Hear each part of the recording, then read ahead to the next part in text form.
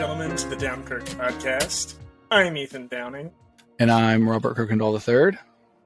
All right. You don't need to talk directly into the mic. Because as you can see, though, we do have better equipment. So that is kind of, we look a little bit nicer, you know?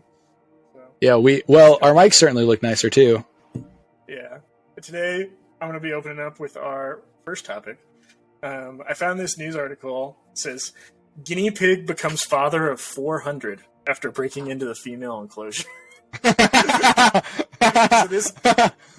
they had all of the guinea pigs, like all the males on one side and all the females on the other side. One guinea, and you can't tell them apart very easily. And so one of them snuck over to the other side and impregnated 400 guinea pigs.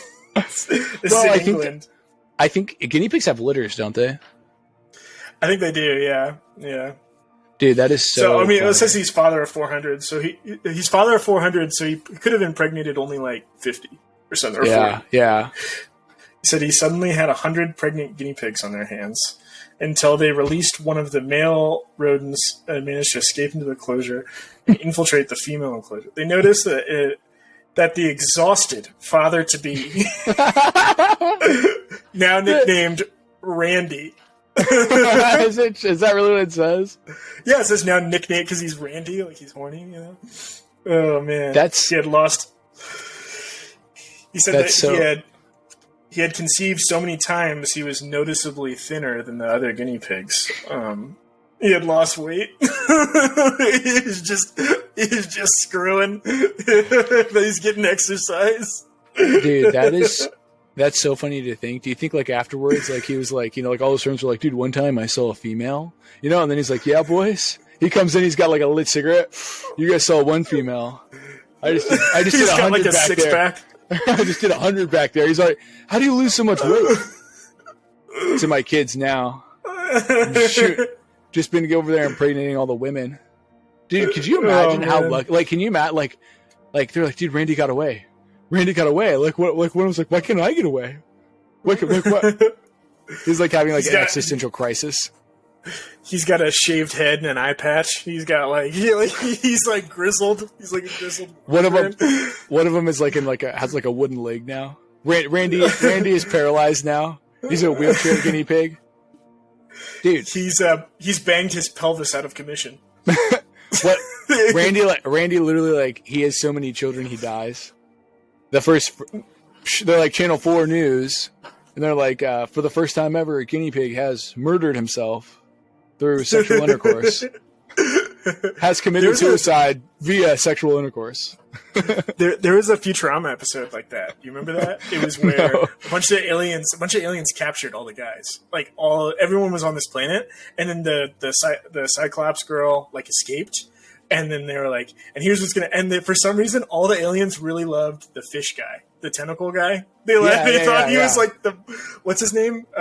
Zoidberg or something? Yeah, Zoidberg. It's funny because the alien woman is Layla, I think.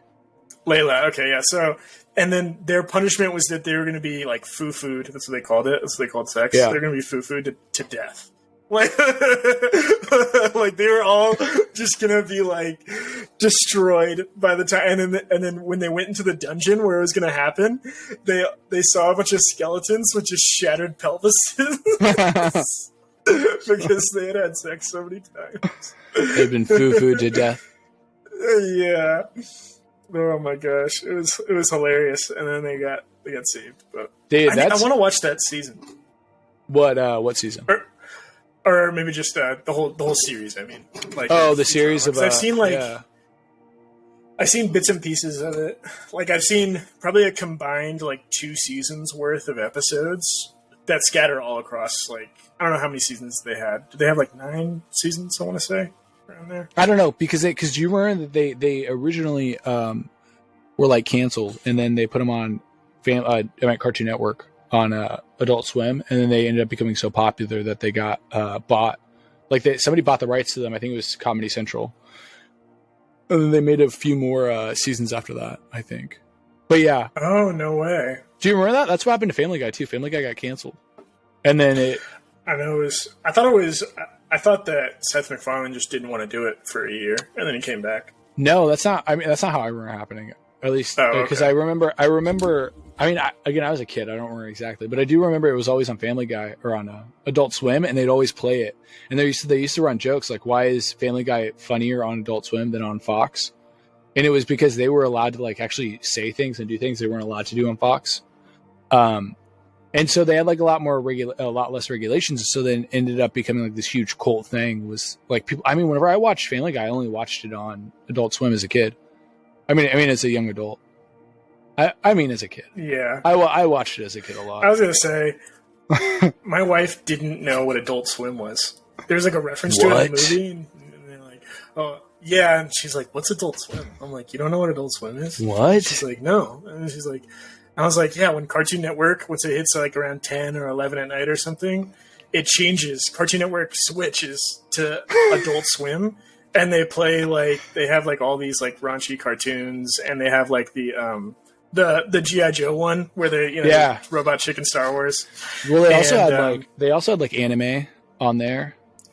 Would they play like shows from other networks too? Did they play South Park episodes there? No. Like reruns? No, South Park was owned by Comedy Central. No, but it's they played like Comedy anime. Central. Yeah, but I'm saying they would like buy other ones too. Like for instance, they owned a big thing was that they bought out. What is Warner? Warner owns something. Oh, Hanna-Barbera. So they bought out all of Hanna-Barbera, right? All of their cartoons, and then they created their own cartoons for it. So like they had a Space Ghost Coast to Coast, which was really awesome. If you remember that one. I don't think I remember that one. What? Space Ghost Coast to Coast? They also had Harvey Birdman. I do remember Harvey Birdman. Yeah, I remember the regular show. Remember the regular show? Yeah, the regular show that was like that was not Adult Swim. But no. So what happened was that they would have like a bunch of them. So they also had like Johnny Quest.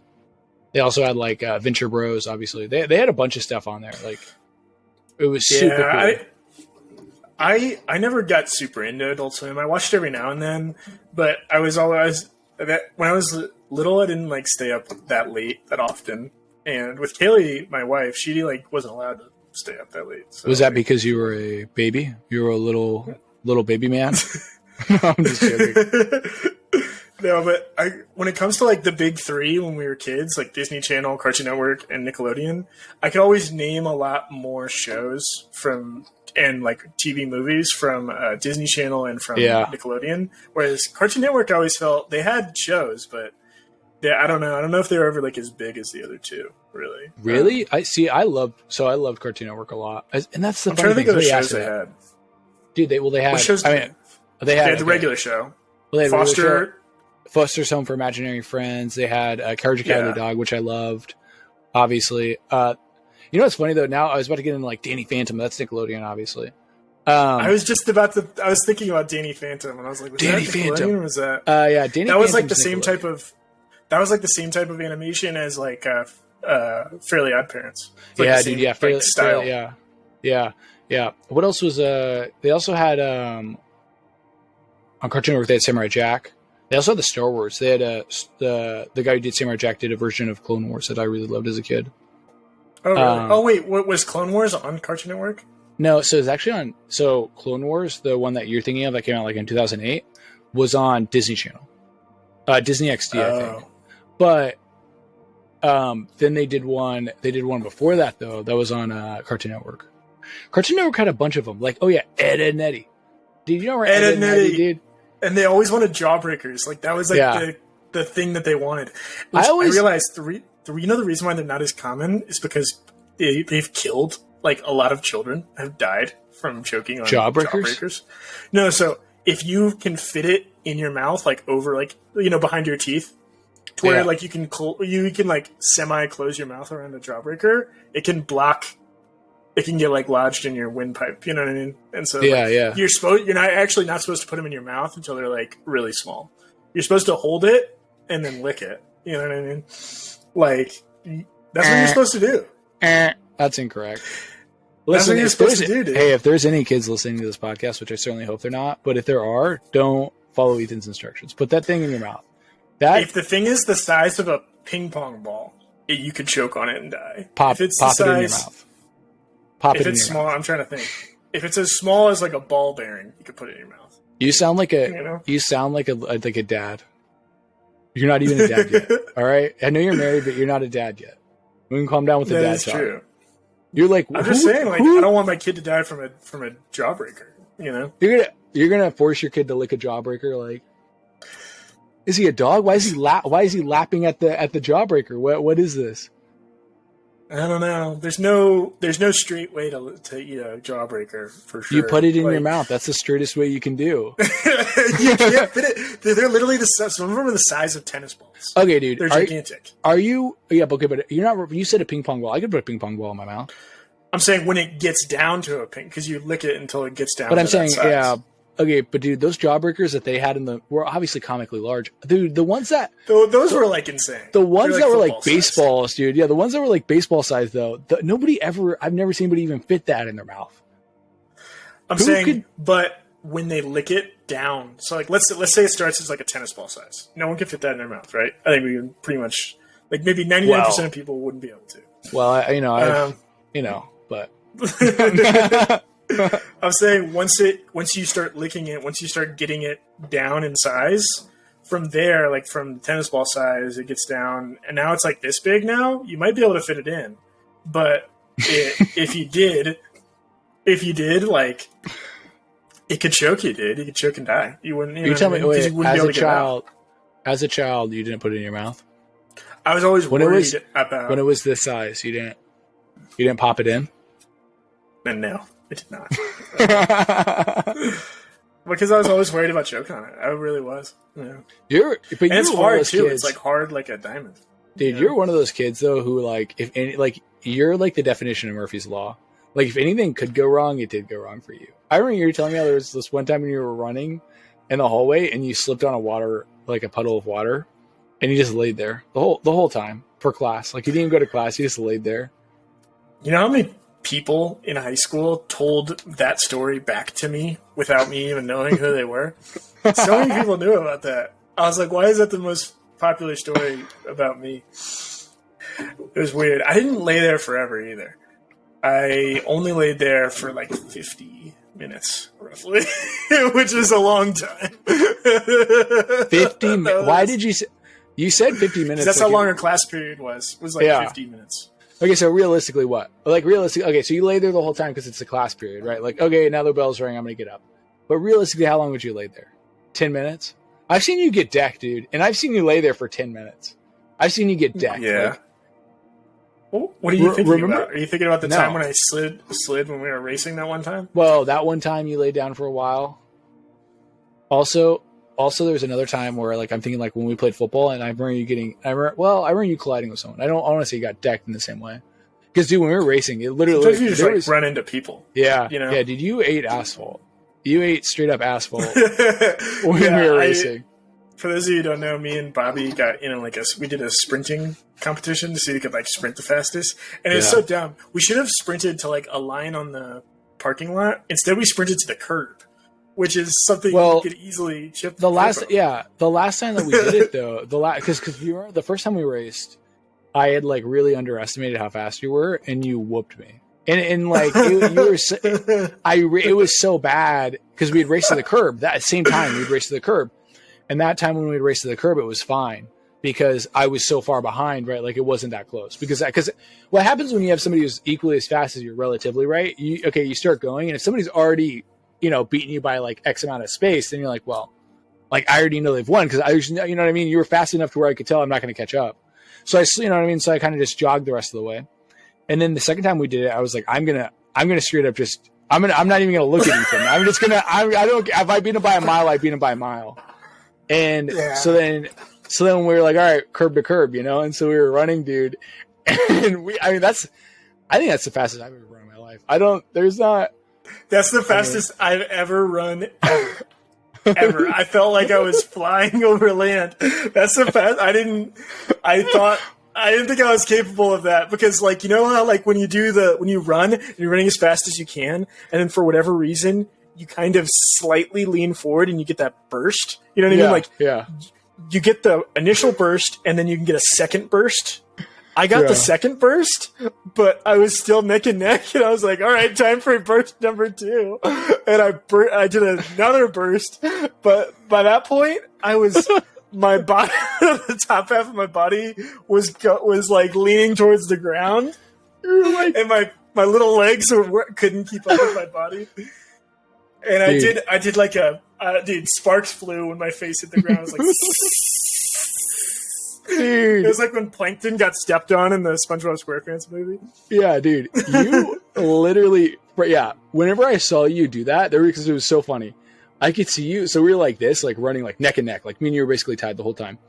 And then at some point, I saw you start leaning in. Like I could tell that your body was like way too top heavy, and that you're gonna have to give way. Like I literally started looking over at you, and I'm like, is he gonna fall into me? And then I saw you just like, and you were right at the curb too, dude. I remember it looked like you, like your face just ate the curb. Yeah, it looked like your face just ate the curb, and like you got up. And by the way, for like the people that know, he gets up and his teeth are just like, it's just black, and this is at night, and it's just black all right here in his teeth. And I was from like, blood. I thought, yeah, well, not even just from blood, no, because it was from the mulch as well. But I thought you lost all your teeth. Like I thought you just like curb stomped yourself into the curb. Like you were going so fast. You literally said this is a life-changing injury. Like it looked like you're gonna have to have oral surgery. Dude, like you know what I mean? Yeah, it looked devastating. Like it literally. Like, I just saw you and you're like, oh yeah, and you looked up at me, dude. All your teeth were gone. All your teeth were gone. So bad. Every tooth was gone in your mouth, and I thought, yeah, like, are you good? Like, what are you? Maybe we should start looking at your teeth. When I slid, my arms and my knuckles and my hands and my nose and all got scraped up, and then I had 2 black eyes. So it looked like I got in like the most brutal fight ever, dude. And you had like I told people I fell. What? Remember, you also had this like scar right here. Remember, you had like it was like swollen. I had a Harry Potter scar, yeah, and then I had like a golf ball sized lump. Right, yeah, it was right above my eyebrows, like this, and it was noticeable too. My hair kind of covered it a little bit, but it was bad, and it looked like I got in a fight. And so when I came back, my dad's like, "Oh man, what does the other guy look like?" And I'm like, "No, I fell." He's like, "What do you mean you?" I fell while I was running, and he's like, "All right, if you don't want to tell me what happened, that's okay." That's what he said. I'm like, that is what happened. I actually fell. That's not. This isn't. It was so funny, Dad. I'm not making things up right now. It's like that time you told me you were talking to your uncle about a microbrewery for like root beer. You know what I mean? Yeah, and he kept thinking it was about beer. He's like, dude, okay. Yeah. Dude, I kept on telling him how much I was like, oh yeah, dude, I've tried some of that microbrew. Try some of that microbrew root beer, right? And he's like, oh yeah, do you like it? You know, and he kept on giving me that guy like, oh yeah, like, oh, it was real good, yeah. And you're like, I'm trying to have a conversation. Yeah, you're not hearing what I'm saying. Yeah, he kept on emphasizing like, oh yeah, how much? What? You get a keg of microbrewed root beer. You get, oh you had a good time with the boys and some microbrewed root beer. It's weird because like you do, I guess, when it comes to root beer, is brew the right term for it, or just there has to be hops involved? For like, brewed. Because people brew coffee, and there's no. So root beer is a specific like beer specifically is like you have other types of beer. You know what I mean? Root beer just happens to be the most popular. They have like ginger beer. You know what I mean? It's another kind. Yeah. Well, because like the word beer doesn't necessarily mean alcoholic. No, yeah. Like, what beer means it's the brewing process. It's like I think it's a very specific type of process that it goes through to create that thing. So I was wondering, like, what separates that from like Dr. Pepper or like Coke? You know what I mean? Because that was kind of brewed. I mean, it's concocted in some way. Well, that's the thing. I think it's like different because I'm saying and specifically, I think root beer now probably leans more into the soda. And same with ginger beer because of technology. But I'm saying originally when they were started, I think that they were brewed a certain way. You know what I mean? Well, they were in barrels. They were like aged in barrels, like the same way whiskey was and stuff. Yeah, like, that's what I mean. There's like a difference, but yeah, dude, he kept on going like, oh yeah, like, and he kept on. It's so funny because, like you said, you're like, okay, dude, like I'm saying things. I'm trying to talk to you about this, I'm actually curious. Like, you're somebody who knows something about alcohol, obviously, but also root beer, dude. You told me you're the one who started the root beer conversation. What? If you wanted to ask me if I was drinking alcohol, why don't you just ask me? And I kept on like, he was just so like funny. emphasizing it so much. And it was so funny because at the end of it, I remember being like, yeah, I think I'm going to go have myself a microbrew right now. And he's like, yeah, I won't tell your mom. And I was like, it's not what I'm saying. I don't need, okay, don't tell my mom. Like, thanks. Like, I'm glad to know you got my back. You know what I mean? Like, why don't know what you say? But dude, that's so funny that your dad reacted to that. Do you remember that? Yeah, I remember you telling me how people after they saw you, they were like, "Oh, dude," like right, like you said that you would go into places because you were saying goodbye to everybody. Still, this is when you were leaving for college, and you were saying goodbye to people, and they're all like, "Oh, dude, like what happened?" Like right away, like you almost go in with like a hat, and you're like, "Hey, man, like how's it going?" I wore a bunch of shades. I wore a bunch of like.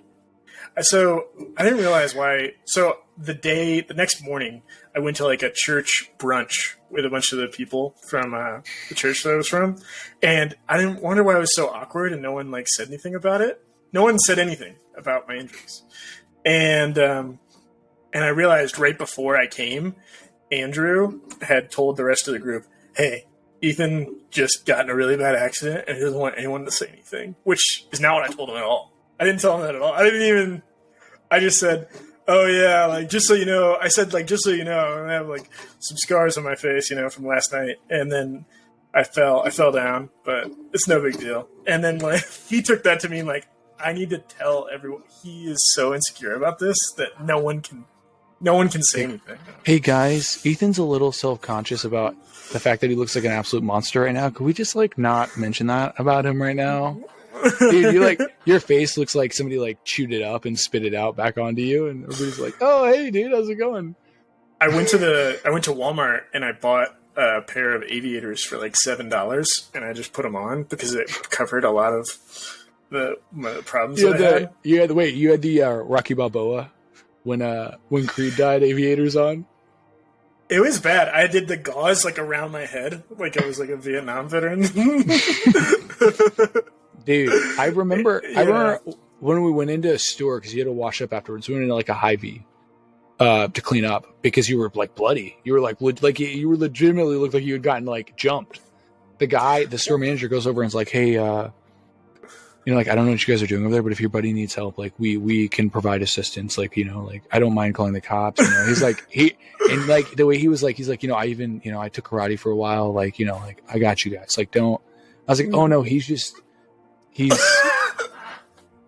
fell down the stairs. Like what am I gonna say to that? Like a shift supervisor at Hy-Vee is gonna like fight to the death with us against people he doesn't know. Like, dude, he was crazy. He was the real OG though. Like for real, like that guy was like, hey, listen, I don't say this often, but I'm willing to lay my life on the line right now for you guys. Like he's like so intense about it. That's a guy who knows stuff and wants to use it. Like, you know what I mean? He just learned a new move and he wants to try it out on someone. He's been training karate for 3 weeks now, and he's ready to take it to the next step. He's ready to show off.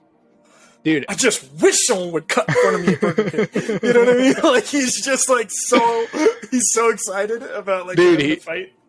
Afterwards, he's like walking away. He's like, and you're like, all right, dude, no, I don't. You don't need to, right?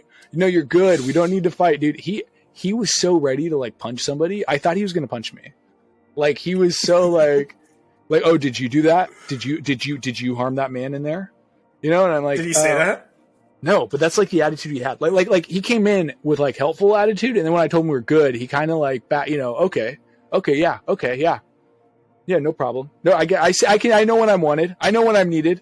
You're like, what, dude? I remember it was funny too because the even funnier part about this guy is that the guy was like older. Like this was like a dad. This was a dad. This was a dad, right? Like this is a grandpa. Dad. Yeah. Well, not a grandpa, but a dad. This is a dad who works at Hy-Vee and he's getting extra shifts because he probably, for like Christmas or something, for like, summertime fun time, you know what I mean?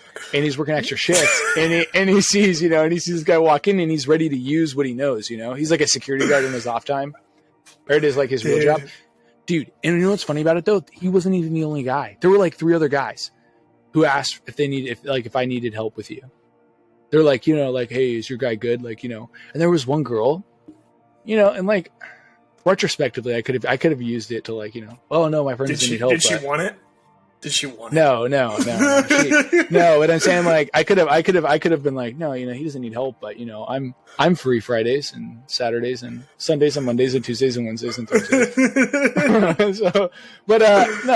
There was like a girl who came over, and there was one guy in the bathroom with you who like came over to me later on. I was like, dude, is that guy on drugs? And I remember thinking like, what? People will ask you questions that are so weird and so abnormal. You're like, his knuckles were bleeding. Like, and he got like a cut on his head. I don't know why would you think he's on drugs? Like, you know what I mean? Like, was he shooting heroin up in that bathroom? Like, well, I mean, that's just a stretch. It looked really bad, yeah. But I mean, I guess they assume that people that do drugs are prone to like violent situations, where like drug dealers get robbed and they get robbed for different reasons, I guess sometimes people's logic though makes no sense, like it's funny to me in the sense of like, I'm really happy they were willing to help, but like, I don't know, like it's a lot of people willing to help. That is a funny scenario. Imagine if you saw a guy who's all beaten up and bloody and he like came into your grocery store and you're like, hey, is that guy like a Delta Gold member? Like, you know what I mean? Like, he just like he like asks a question that has nothing to do with it. Like, is that guy selling Slurpees still or what? Why do you assume he doesn't work at 7-Eleven? Like, you know what I mean?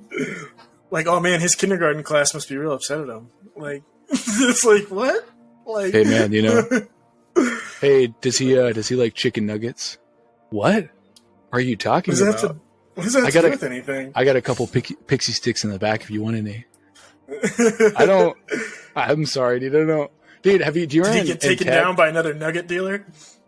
Dude, I remember in Ted, the scene where they're like, hey, do you party? Right? And I remember it was so funny because they literally, that's what they do every time. They brush their nose. They go, hey man, are you down to party? And that's how they, every time, hey, do you party? I remember thinking like it was so funny how they go, do you party? Like, but they'd always wait till they like tap their nose twice and then they'd say party. And I remember thinking like, dude, what if you walked into Walmart and were like, hey, do you guys party? How many people do you think you'd get to be like, yeah, dude, line them up. You know what I mean? And they just throw down like a whole aisle and they're like, yeah, dude, we're just gonna line up we're into the line of Coke right here, off the diaper bag. Are you sure? Maybe let's do it somewhere else a little more considerate. I loved the scene where he would tell his manager like something horrible, and then he would always like get promoted or get like extra pay for it. Oh yeah, yeah. Like, I put the bottle of sriracha sauce up inside her, and then I took it out of her and I put it on the shelf, and an elderly couple bought it.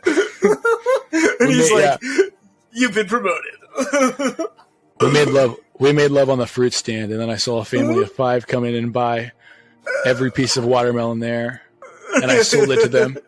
And you're like, okay. Dude, that's so funny. I love the names for the drugs. You remember? It's like, help me, please help me. Dear God, help me. And it was like there was another one. It was like, I'm being attacked. Help, help, help. This is insane. And it was like, I don't know if I really want to smoke that. Could you imagine, like, what if they had one just called, like, Death? Hey, have you tried a new drug called Death? It's pretty good. You die, crazy. But we have this new one called, like, Gunshot. You ever try it? Oh, what? Shotgun blast to the face. Dude, that should be that should be one of our things, by the way. That should be one of our sound bites. Yeah, it should be. I'm sorry to the audience member. That we don't have a soundboard. I'm in the process, So. Yeah, we're gonna whip. I still want to get the disadvantaged, disabled. Like, I still want to get that as a soundbite. Because that is from Spy Kids. Yeah, that's the Spy Kids 3D. That's the funniest. Literally, why do they even need to say that? Disadvantage. Like, obviously. Disabled. What if they said, disadvantage? He has silly legs. His legs are silly. They don't do anything. They just flop around. They, like, make it really bad.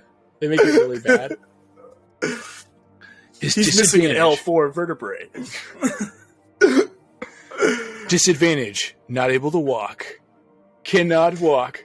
Dude, what if it like, and it shows him like somebody like trying to get him to walk, and they like push him over in his chair and he just falls. Or they listed all the stuff he can't do. Disadvantage: cannot dance, cannot walk, cannot play tennis, cannot be athletic. And it's just like listed all the things. That'd be pretty funny. Cannot stand up in the shower. Hey, speaking of disabled, by the way, it's weird to me that in society we see physical disability the same as mental disability. Like we all have, like, you know what I mean? Like we have the like if you want to park in the disabled spot, right? Like what if they just put them all the way in the back? Like where, like, this is where the disabled people belong. But that would be hilarious. They're like, we're all the way in the back. You do your part just like everyone else. They're just randomly scattered. That would be interesting. Like, why not? Why do they have to be? I mean, I do get it. Yeah. Obviously, it makes a lot of sense actually. But what if you're just like mentally challenged? I mean, do you deserve like 100 feet less of a walk to Arby's? Well, you know what I mean, that's a good question. But but what I'm saying is that we treat him the same though in terms of that, right? Like if somebody, like I know somebody like Truman, his grandma doesn't drive, so Truman just has her disability thing, which is fine. Whatever. You know what I mean? I'm not making a judgment on that. Yeah. But what I mean though is that, like, it's funny to me because I'm like, oh, what does your grandma have? And he's like, oh, she has back pains. I'm like, I don't know if that's really a disability. Like, you know what I mean? To get and she's old. I guess like at a certain age, you're like, I don't know, like you've lived long enough. There's a lot of people, and that's like a bit too. Like, there's a lot of people who will get upset if you're not disabled enough to have it, like to where they don't think you're not bad enough. Like, you have to be like Stephen Hawking with like the computer chair like this. Like, you know what I mean? And there has to be like some control arm that just goes like you like come out. And, like, it takes like 20 minutes for you to get out of this van, and then the computer goes, no, let me do it on my own. Like, you know what I mean? Like, they want to see that, and they're like, okay, that guy deserves to park there. But then if you come out and you have like a cane, they're like, dude, they want to like kick the cane out. They kick the cane, like, yeah, they kick the cane. What is this? They just launched that cane into the river. Yeah, no, that's fair. I just think it's funny that they're like, I think it's weird that they're both considered like the same, because I know that disability would also be, because that's just like a minor thing, but like then disability also goes into like, taxes and like if you get disability like financially, right? And I'm just saying, like, it's weird that we consider physical disability and mental disability, like, because they're so different. They're significantly different things.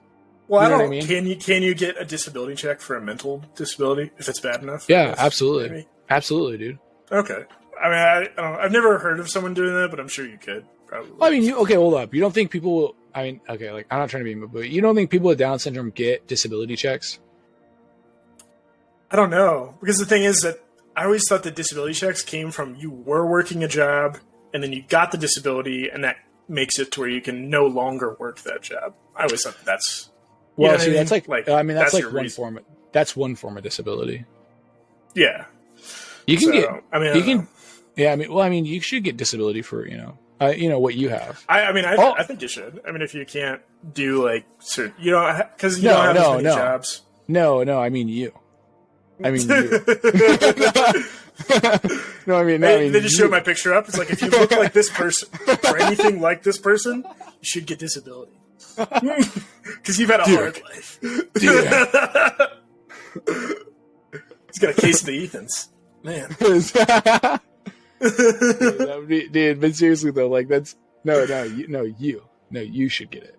But that would be funny. Like you're taking your like retarded cousin to the disability office, and they're like, I don't think you can get it, but you though, yeah. I mean, we'll give it to you. I'm sorry. Is that they look at you and they go, I'm sorry. Are you? How do you work? Is that an Ethan?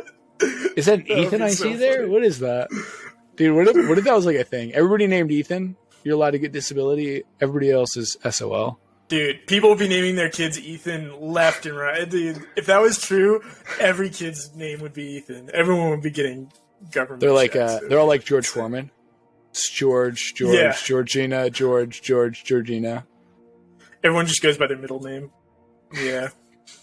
Which, by the way, dude, what? Okay, like Ethan, and then what? Pick the coolest middle name for Ethan. I mean, I don't know. The only way, the problem is that I've had my middle name my entire life, so whenever I think of my name, I think of my middle name going with it. You know what I mean? So it's like, yeah, but I mean, to like, me, Ethan, that it rolls nicely. Ethan, Rambo. So the most famous Ethan is Ethan Allen. Ethan Allen from the Revolutionary War and from the furniture store. But like, I think that kind of goes well together. Anything with an N at the end, like Ethan, and then something like Ethan, maybe Ethan. I was gonna say Ethan Ian. That's kind of like similar, right? Ethan Ian. That's a little. Cool. It's like a tongue twister. It sounds like Peter Piper. It sounds like Peter Piper. Ethan Ian picked up pepper. Was there any other name? Oh, Ethan. What if? Oh, dude, I got it. Ethan Ian Edid at Eden. I don't know. I had it, but Ethan Eden.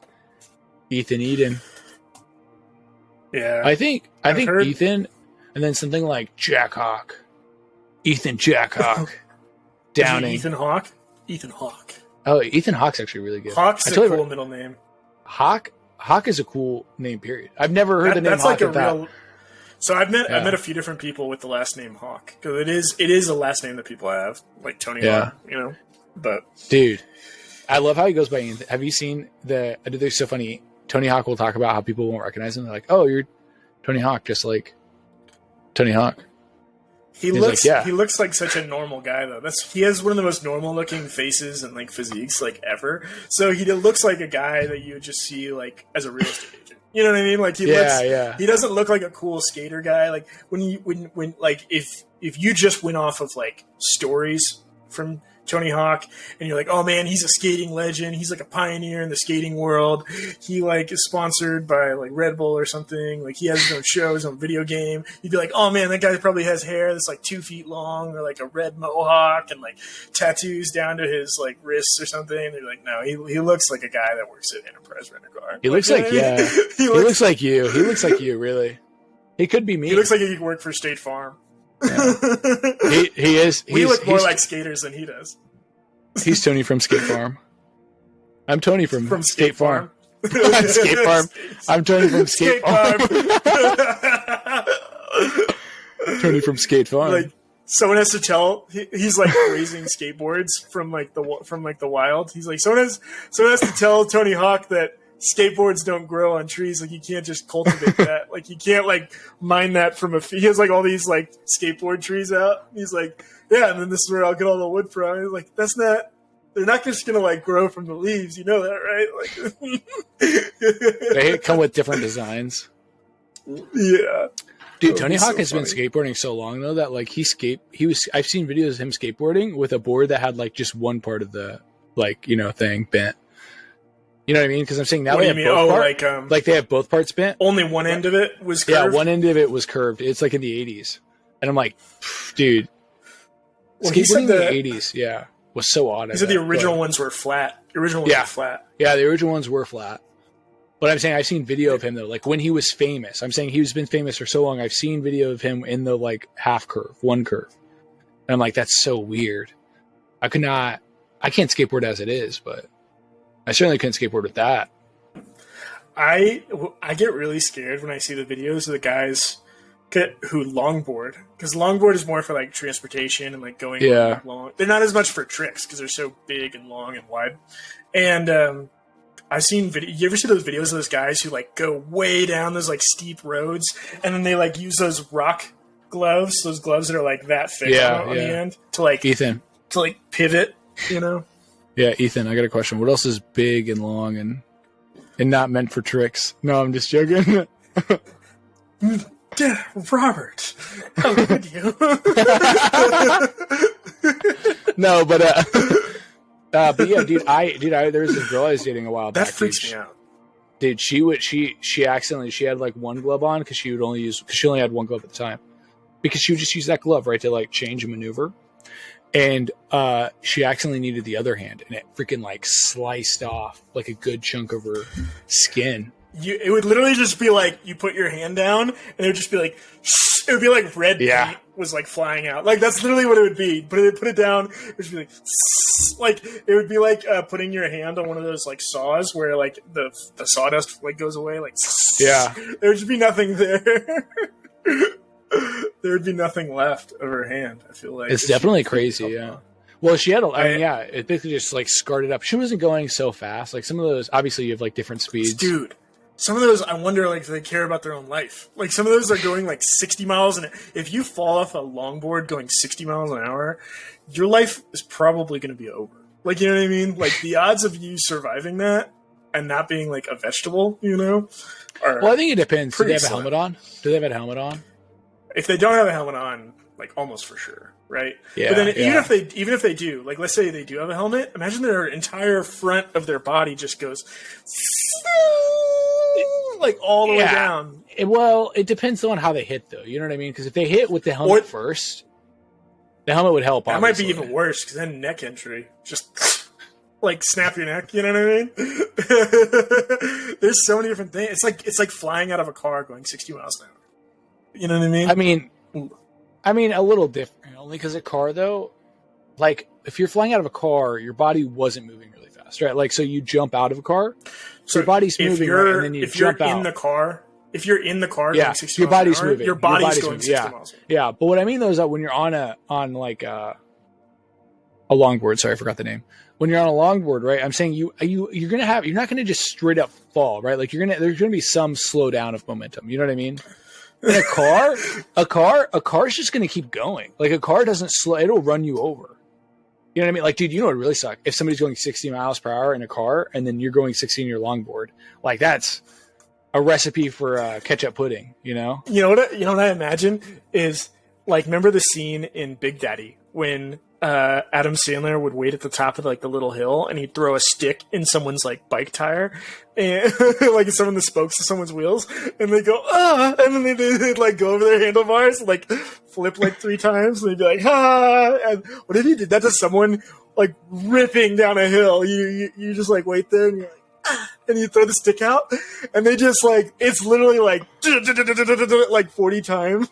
They just explode on impact. It's like there's like limbs in different places. Like it's a horrific scene, and you're like, "Man, we really got him on that one." Like you know what I mean? You're like high-fiving each other. Yeah. We got you. You're like pointing at the corpse. Gotcha. Like you know what I mean? It's like the scene in Dumb and Dumber.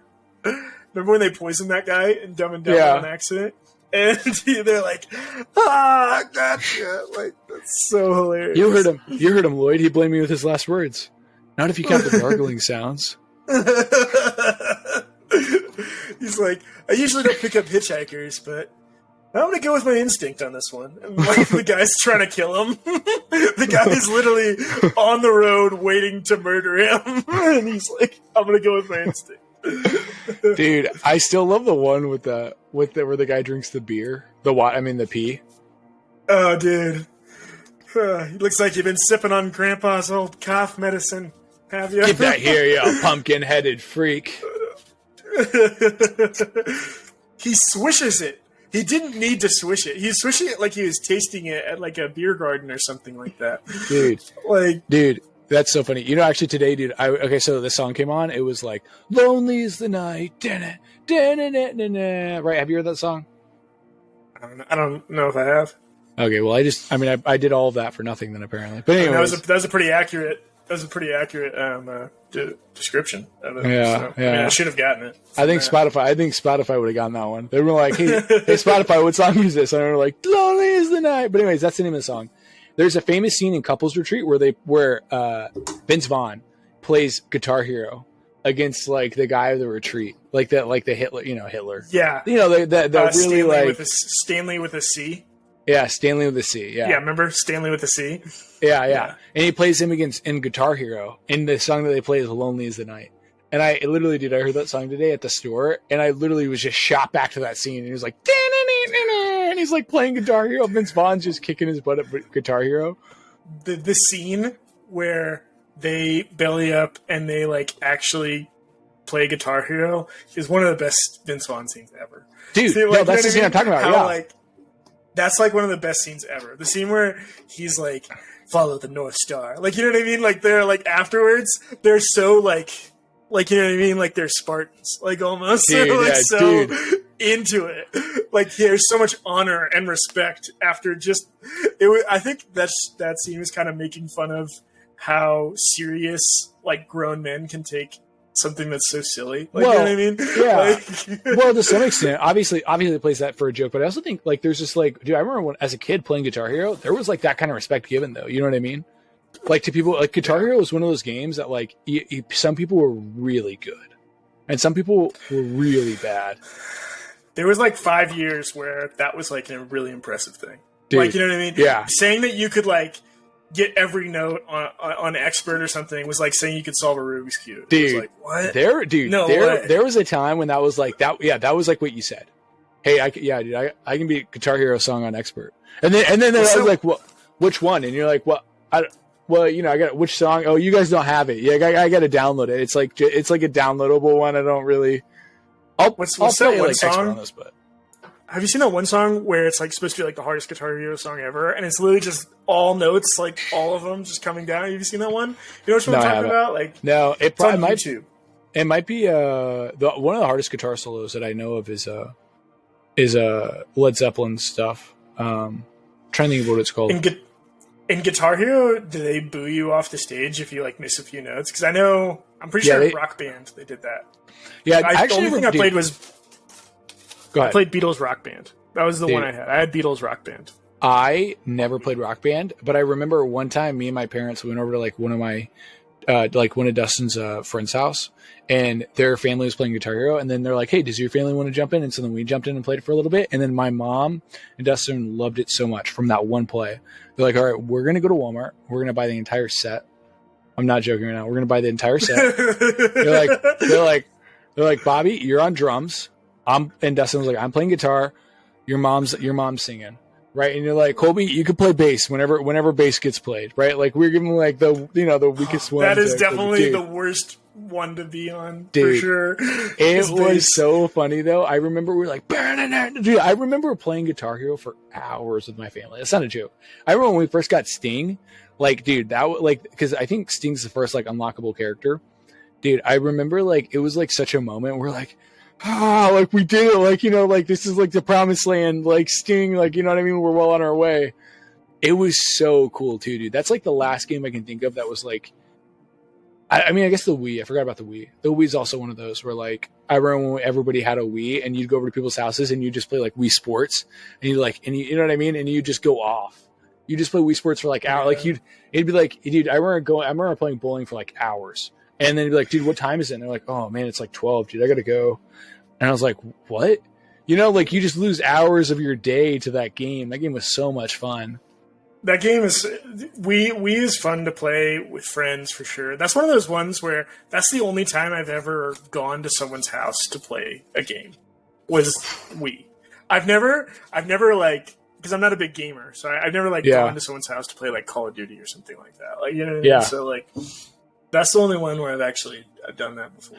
See, I've done that to go over to people's houses and play games, but like the Wii was the one for sure. Wii was the coolest. I mean, me and Kayla, when I was staying in Manhattan, when I was visiting her, we were playing Mario Kart at one of our friends' house, and it was so much fun. We just spent like hours at night playing Mario Kart at their house. It was so much fun, dude. Like, oh my gosh, the thing that I really love about video games is that like when you can just jump in and do like a racing game. Like I like the story video games as well, but I really enjoy just the jump in and play right away. You know what I mean?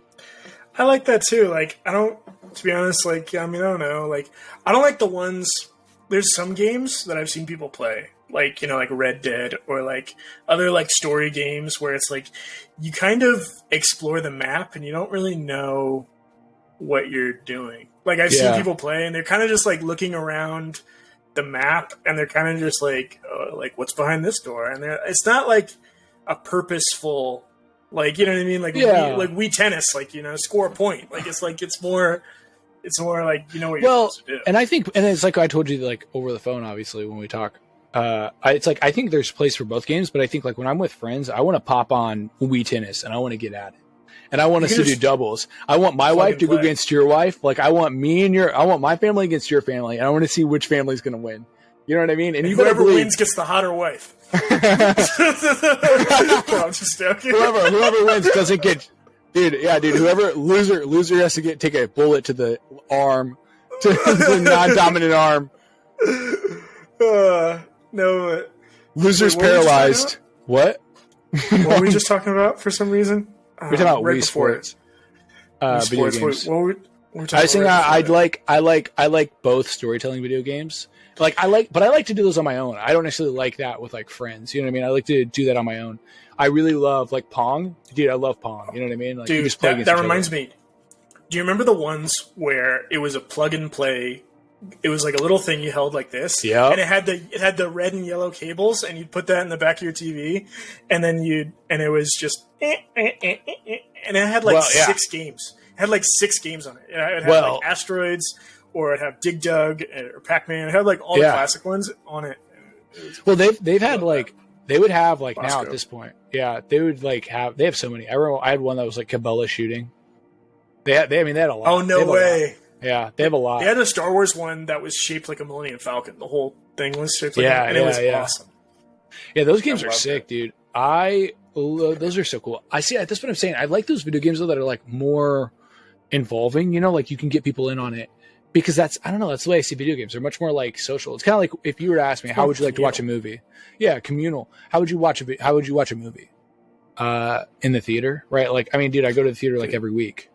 I mean, who doesn't love the theater experience? The best way to watch a movie is packed house movie theater, in my opinion. Packed house movie theater where everyone is pumped, everyone's exciting. I want there to be a line going into the theater. Like, I literally do. Like, I want to be a part of the chaos. Some people, when they see, like, everyone's in the movie theater, they're like, oh, dang it, man. Like, you know what I mean? And I'm like, no, like, this is what life is for. It's for, like, seeing the movie that everyone wants to see. You know what I mean? Like, I want to be at the beach where everyone's at the beach. Like, I want to be a part of the chaos of, like, oh, man, this is, like, the greatest place to be right now. Like, absolutely. I love that. It's funny because the only time I don't feel that way is with food. Like, I will literally actively look for restaurants that are dead. Because if I want food now, then I want to get food now. Like, I don't like waiting. But with, like, movies... Food is almost like a chemical, medical... Like, yeah. You know what I mean? Yeah. Well, it's like taking it... It's like urinating, right? Like, you don't want the line. You don't want a line. No, you don't want a line when they urinate. Yeah. It's like that Louis C.K. joke. Like, put stuff in here. And kill anyone who tries to, like, stop you from doing that. But yeah, dude, that's so true though. I wouldn't say packed. I would say almost packed. Right? Because I think it also depends on the movie.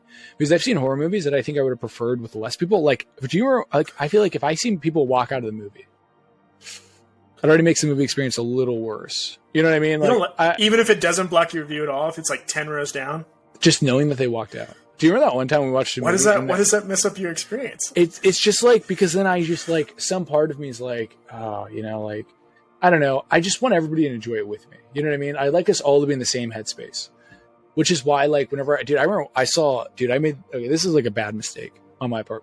I saw Solo. Me and Kayla saw Solo when we were together. We saw it at like a late showing, and we saw it in like a theater where like almost there's like 5 people, maybe like 6 people. So go in there, dude, right? And it's like, okay, dude, like I'm thinking like it's gonna be fine, right? Like we're gonna have a good time. It's gonna be a 6-person party. You know what I mean? Like it's gonna be awesome. Dude, I go in there, and obviously it's Solo, which is one of the weaker Star Wars movies, right? But I'm thinking like, I don't know, it's gonna be a comedy, right? Like it's funny, you know. I go in there, dude, I'm laughing, like after joke, laughing, you know. And all of a sudden, like I start paying attention, and I realize I'm the only one laughing. Like whenever I was laughing, I thought I heard other people laughing. It was just my echo. And I swear to you, every time I laughed, people would look over at me and be like, dude, can you stop laughing? Please stop laughing. Quit enjoying this movie. Why don't you hate it with us?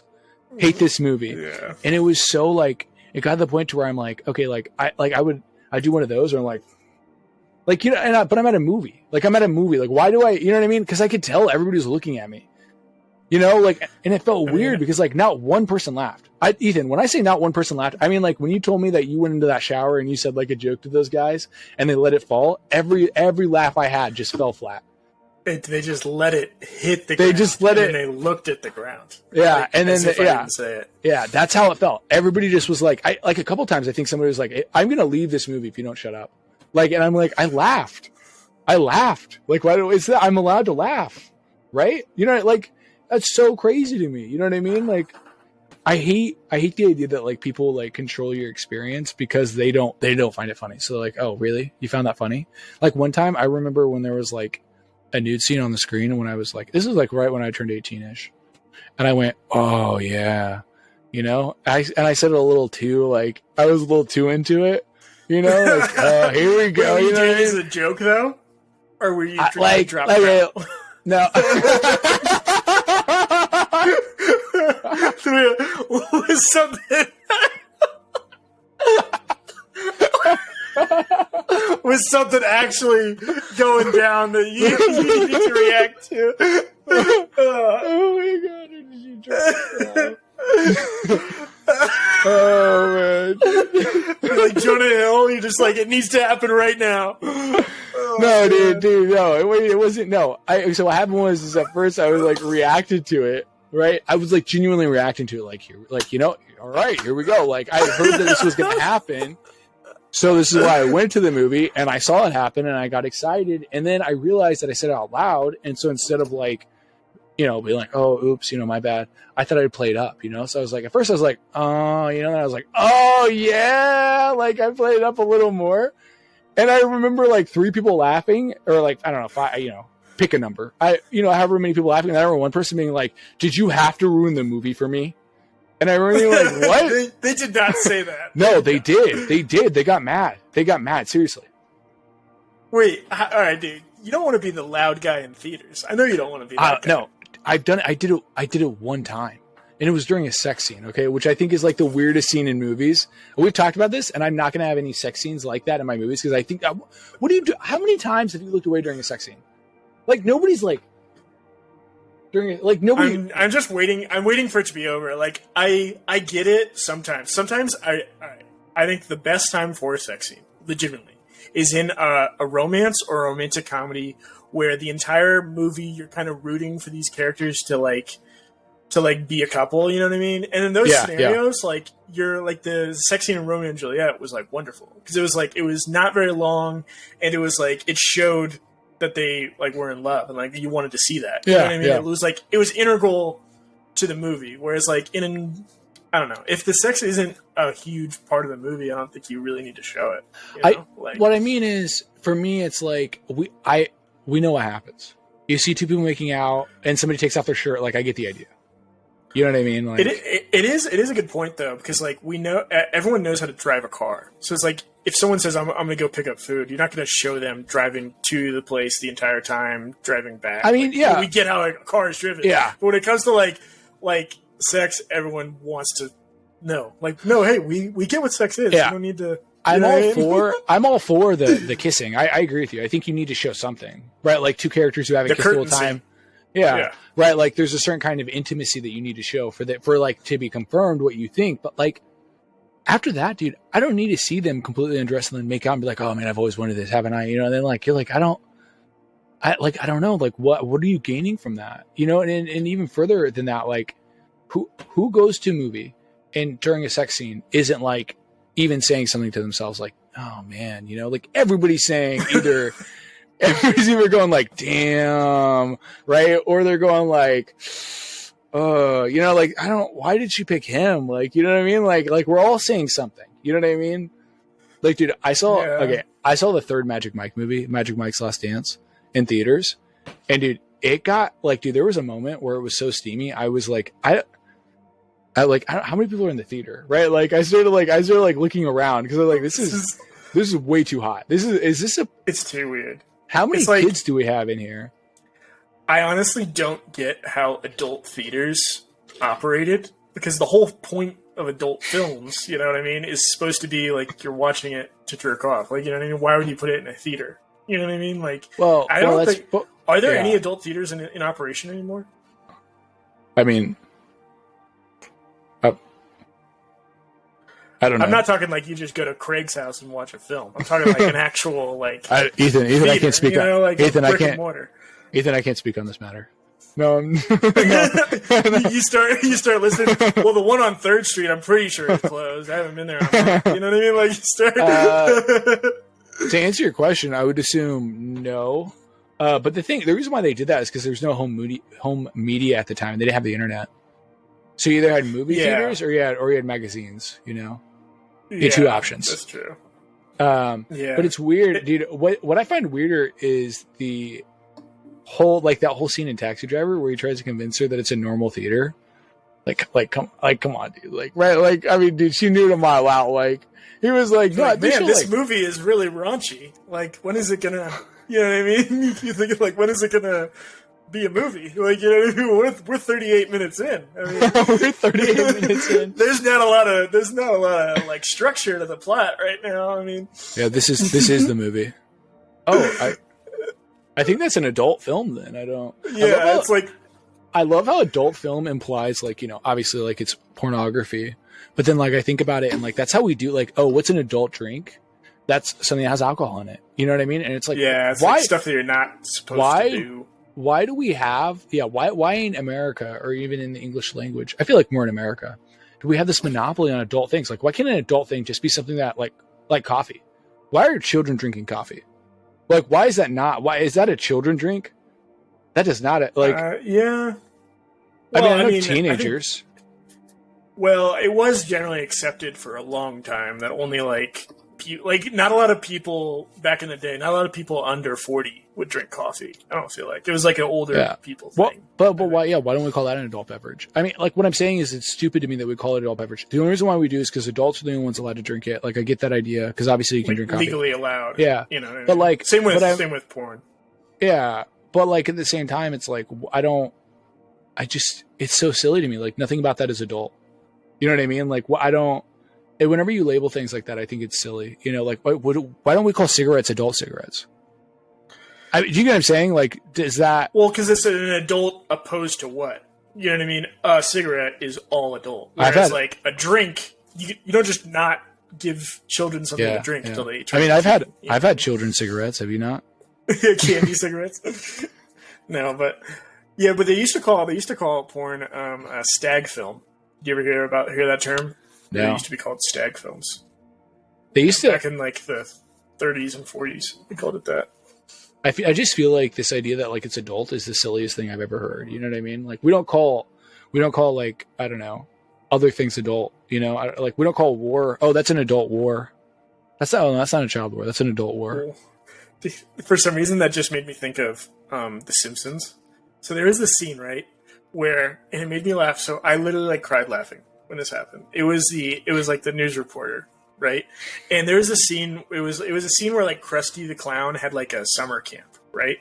Okay. Krusty the Clown had a summer camp, and it was really poorly run, and the kids are going crazy. And they made a parody of Apocalypse Now, Bart Simpson was Apocalypse Now, he was Marlon Brando, and he had paint on his face and everything, and the news reporter was there, and all the kids are running around, and he's I've been to Vietnam, Korea, and Afghanistan, and I can honestly say, without exaggeration, this is 100 million times worse than that. And it made me laugh so hard. You've been in 3 harrowing wars and kids going crazy at a summer camp, and you'd be I can honestly say without exaggeration, it's 100 million times worse than that. It's just, I love it with hyperboles are so nonsensical. Yeah, yeah. No, that is funny. First off, I love The Simpsons. Have you seen the one where they go to space? It's Homer goes to space. He's training to go to space. Oh no! And then, wait, how did he get chosen to be an astronaut? They had to explain that. They chose a random it was one of those sweepstake things, I think. Oh, the teacher and the challenger. Yeah, kind of like that. But anyways, so he got selected though, and he ends up going, right. Well, Homer's such an idiot that he knocks over one of the ant things, one of the ant farms up in space, and they have an ant farm up there. Yeah, no, but they in the show they had an ant farm, right? They just had an ant farm. One of the guys brought an ant farm, another guy brought a worm farm, and just things to keep them preoccupied. Well, anyways, so because of the way that so they go all right, cutting live to the space center, up in space. And they're like, how you guys doing? You know, and they're like, right. And they're screaming because the ant farm, broke open. Well, because of the way the lens is working, it creates like a bend. And so then you see like Homer like back here where I'm at, and then you see like a giant ant like right here. And it looks like the ant's about to eat Homer. And so the news reporter's like, all right, guys, I think we all know what we just saw right there. And he's like, and I, for one, now support our new ant overlords completely. Right? It's like, all right, guys. Like, he's being like condescending. I think we know what just went down there. Like, you know what I mean? Obviously, we're being taken over by ants. Like, instead of like the thing that you thought he was gonna say was like, I love the line aspect ratio. Yeah, I love the line. I just love the line. I, for one, now support our new ant overlords. I love the way that he just assumes that they're going to come down to Earth now and just take over all of Earth like a clean sweep. He's already on their side. Like, he just saw an image. All it took was one video of an ant maybe eating Homer. And he's already like, yeah, guys, I'm already on their side. Like, you guys can have me. It reminds me of that Tom Segura bit where he was like, now when I get in arguments now, he's like, people will be like, oh, yeah, I believe this. So Tom Segura will be like, I believe A. And then somebody like, I believe B. And he's like, yeah, I believe that too. And they're like, well, but don't. I thought you just said you believed A. And he's like, no, but I agree with you because you're right. And he's like, oh, okay. And it's like the way, it's just funny to me how he jumps so fast from one side to the other. And then he apologizes later on in the episode. Who apologizes? Right. The reporter later on in the episode. He's like, sorry guys, I was a bit rash in my decision making. And everything like, yeah, a bit rash. They hadn't even come down to Earth yet, theoretically. Like, so jeez, dude. But yeah, what were you gonna say? Yeah, about Tom Segura. Yeah, he's so funny. He just didn't want to get in an argument with people. He did that with his mom. He does that with his mom a lot because his mom has this thing where she loves like chaos. She loves drama. She loves to she kind of like just likes to stir up stuff that like will make people upset. And so he'll do that. It's like kind of funny. That's pretty funny. But I love Tom Segura. Tom Segura is awesome. I'm trying to think of other funny Homer, like not just Homer moments, but I love the Simpsons movie. Simpsons movie was great. Spider Pig does whatever Spider Pig does. Spider Pig, yeah, that was hilarious. And then he's like, "You can't kill a pig when it's wearing human clothes." Like, you know what I mean? Like, and that is kind of fair. Like, if it's dressed as a person, maybe take the chef's hat off. What? Dude, there's so many weird standards like that. Like, I remember one time we were talking, and you told me like, because we were talking about Burger King, and you were like, if Burger King had gotten caught with the horse meat, and you were like, honestly, you're like, if they had sold it as horse meat, I might have ate it. And I'm thinking like, I would have eaten a horse burger. I mean, who cares? I'm not have the affinity for horses. Yeah. Well, the thing is I feel weird about it and we talked about that because they sold it as hamburger, right? Like, I would have liked to know if I'm now. I get what you mean. Like, you feel like you've been lied to, like false advertising. Yeah. And but what if they told you this is a horse stacker? This is our horse bacon burger. Would you have eaten it then? I love how you're already giving names. This is a horse stacker. Buy 2 for $3. You got a 2 for $3.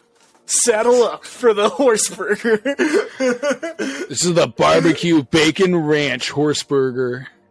This is a cowboy horse burger. Giddy up.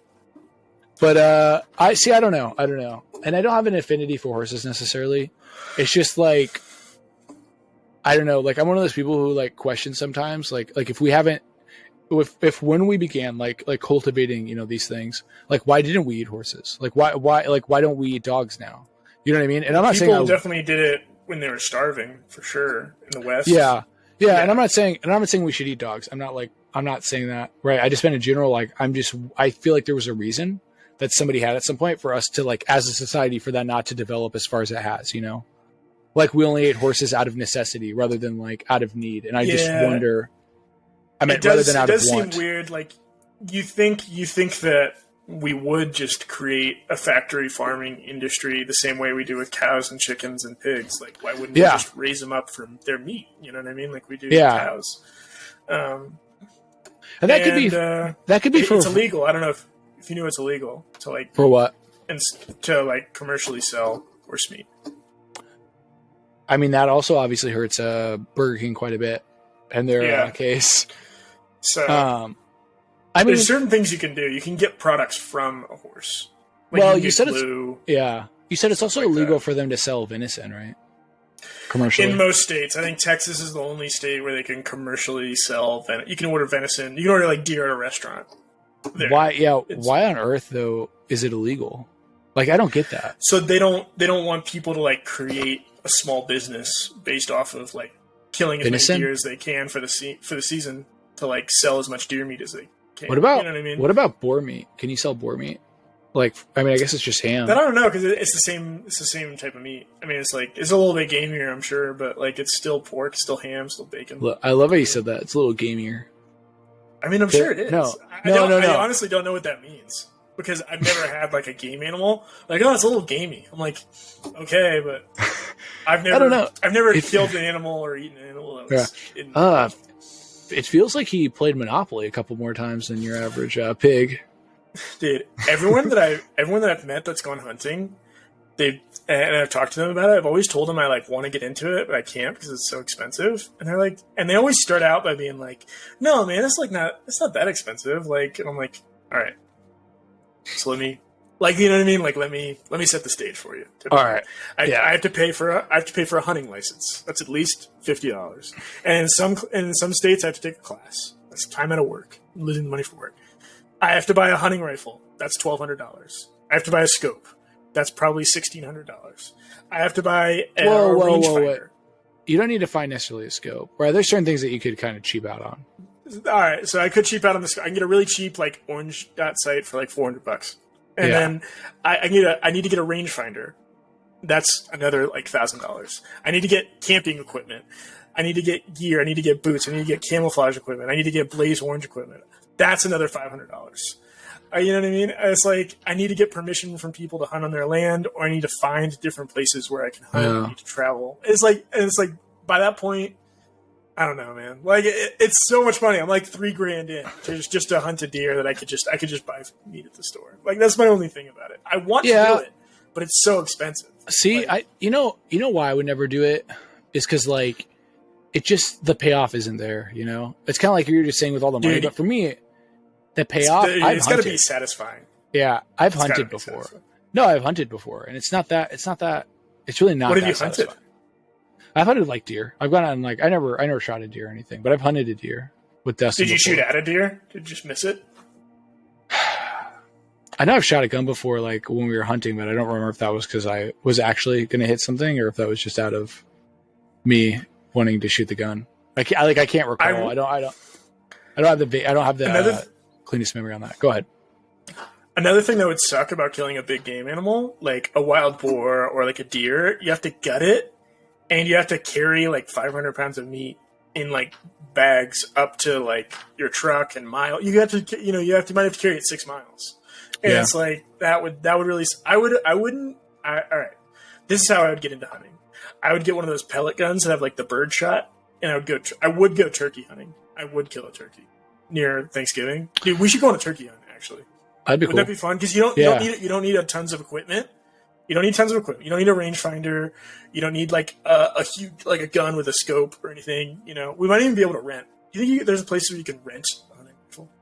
Yeah, probably. Yeah, dude, definitely. Now I'm thinking about it, definitely. Turkey huntings. Yeah, that'd be cool. Well, you can do that. Well, there's like those shooting ranges where you can shoot the clay pigeons and stuff. Yeah, those they definitely let you just rent them. But, well, and what I mean about the hunting not being satisfying is that like it's just not, if that's your thing, you know, it's like fishing, but with it's the camaraderie aspect of like being with. I like the idea of being with like you and me, being out in the woods, like hiding in the pursuit of something is kind of cool. Like I like road trips where you're looking for. It's cool to like look for stuff. You know what I mean? Well, that's fair, but I feel like fishing just kind of does all of that for me. Like being out on a boat, you know, I guess you have to have a boat, obviously, in that scenario. But being out there, you can fish off the dock. Yeah, but just being out there on a boat specifically is so cool. I don't know, that to me, that's like. Plus, dude, the thing is too, also something I don't talk about a lot, but I kind of have this like, I don't want to say fear, because fear is not the right word. I have this extreme dislike of ticks.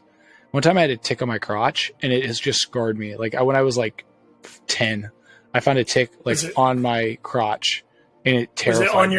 Was it on your package, or was it below, dude, like on your chain? It was on my package, and it scared me, dude. Good. It has scared me ever since, dude. It has like scarred me. And all I did was play in the woods. So if I'm out there as a hunter in the woods, you can bet your bottom dollar, dude, I'm probably going to get a tick on me.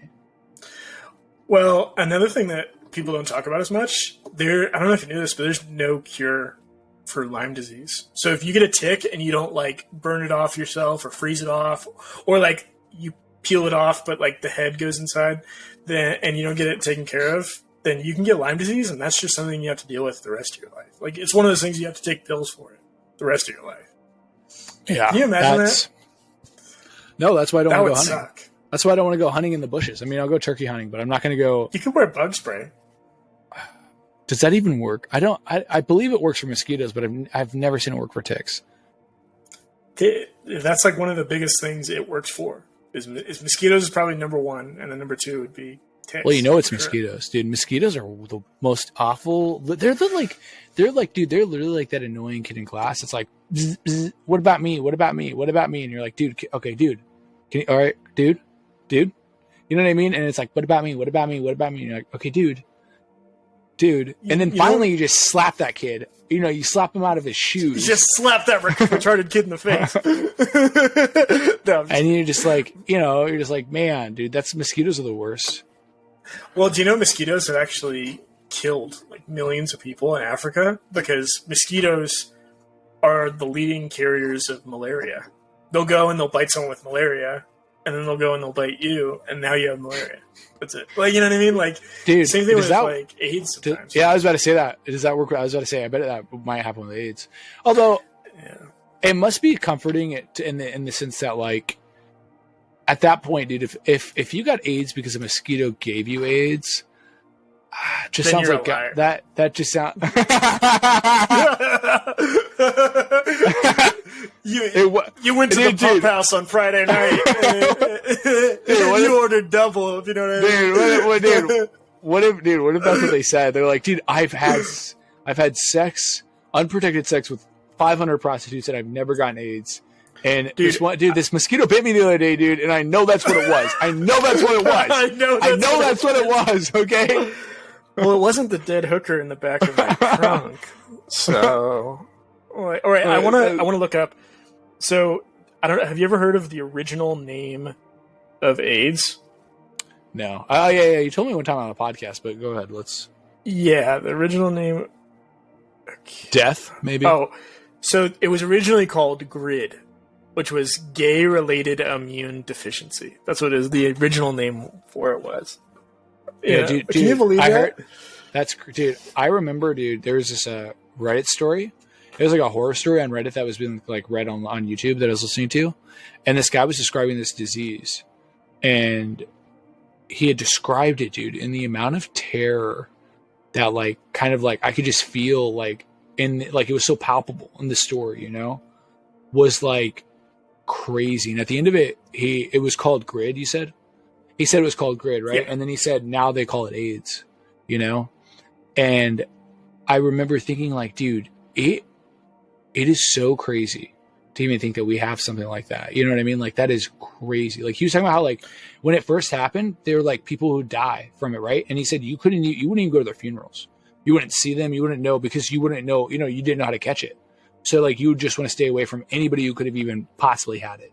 You know what I mean? So, like, dude, if I saw you with Greg on Friday and Greg died of GRID, like, we're not hanging out anymore. You know what I mean? And I'm like, that would tear apart people. You know what I mean? Tear apart communities. Yeah, well, that's kind of how Jeffrey Dahmer got away with as much as he did, because he was always just saying that he's gay. Or remember that guy? He like drilled the hole in the guy's forehead and poured acid in it. And no, I don't. I wasn't there. Were you? I don't know. Have you ever heard of it? No, but so he would do like weird experiments on people before he killed them, and like that was one of the things he did. And this person was like almost like a zombie. Like they were like so like they couldn't think for themselves, and they wandered out of his apartment one time, and the cops found them. And then he's like, "Oh, that's my, gay boyfriend. He's drunk or whatever." And they were always like, ew. And then they just like go inside, like like they were always like, don't don't sneeze gay on me. Like, don't get that on, like someone had the flu or something like that. Yeah. Like he'd always say that he was gay, and then they would always like let him go. It was so funny. Well, I mean, I think also he's obviously a very like smooth talking person to some extent. He wasn't like, and I think that's part of the problem. Whenever we think of serial killers, we always think of them as like Darth Vader. Like, that's how we think of bad guys. Like, they're obviously they have a maniacal plan. Yeah, they have like a red lightsaber, and they're always wearing dark black, and they're like, "Come to the Force," and they're always like they're always monologuing about their evil plans.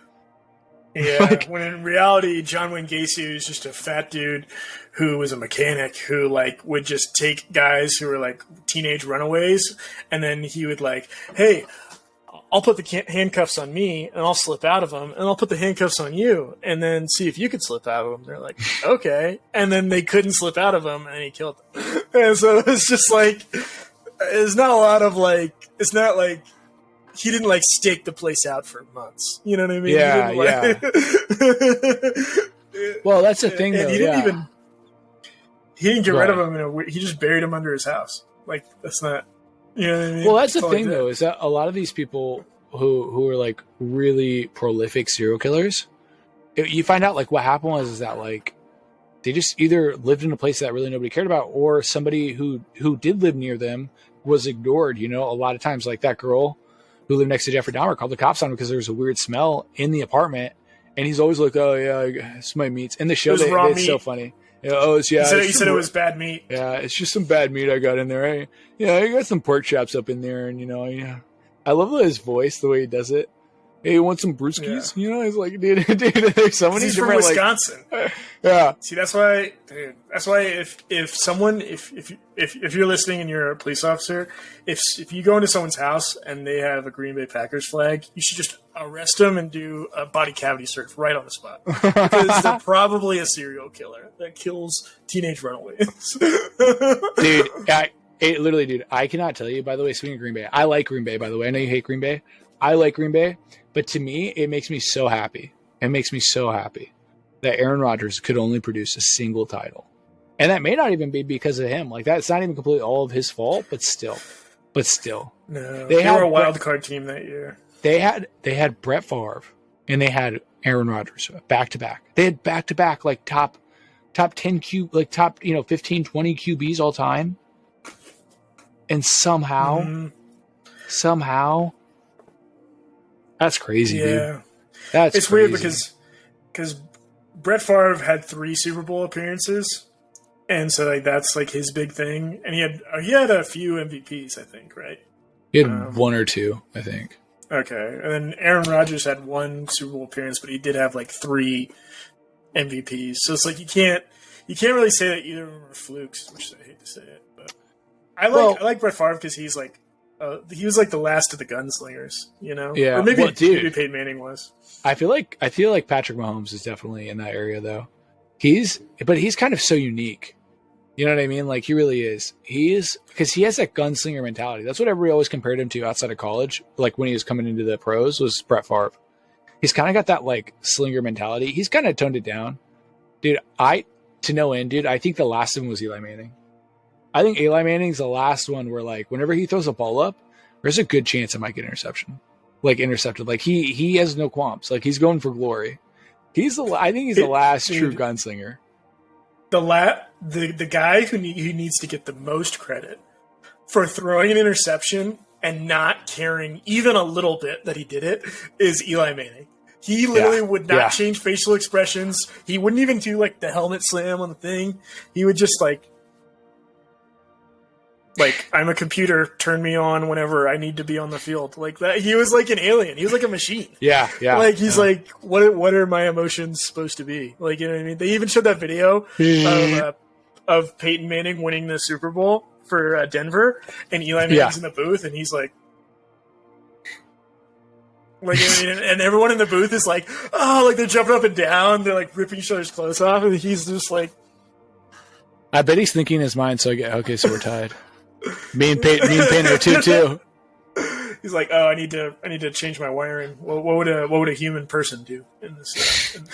Dude, like, you know what I mean? Can you think of a more like, dude, I'm trying to think of another, since him, I can't think of another QB that's coming to the league who's had that like mentality of like, he's also of like touchdown or death. Like those are the only two options. Either you're not punting. There's no punting allowed on this drive.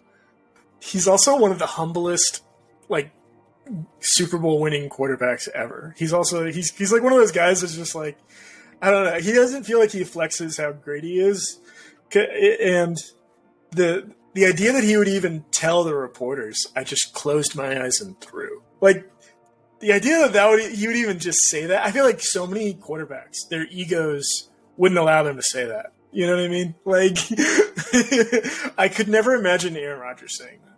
You know, like even if he did it. That's true. I couldn't either. You know, actually, I was about to say, I think what's funny is I think like of all the modern day quarterbacks, right? Like who kind of like, I think like the change actually happened with Aaron Rodgers. So like you look at Aaron Rodgers and then you look at like Matthew Stafford. Both those guys are very similar to Patrick Mahomes, I think. Efficient throwers, good throwers, nothing too wild, nothing too crazy, but they make really great throws, you know? And I think you look at that, that's kind of how like a lot of the newer guys are. But dude, you're right. I miss those gunslingers. Now I'm happy Kansas City has, you know, Patrick Mahomes, obviously, like, come on, who wouldn't be happy? You know, some people would kill people to get Patrick Mahomes. Just the idea of like the guy who he plays with reckless abandon. That was Brett Favre. He could he threw it. And sometimes he didn't even know where it was going to go. Like, you know what I mean? Like and he would stay in the pocket either until he made a connection or until he got the sack of the century. One of the two would happen. Like, dude, because he didn't care about taking. Have you heard he had like a game-winning play for Green Bay, and they said hike. It was like last second play, and they said hike, and he didn't even know. Like half the people on the field didn't even know what the call was on offense, and he literally said he didn't know where the wide receiver was running, so he just threw it up.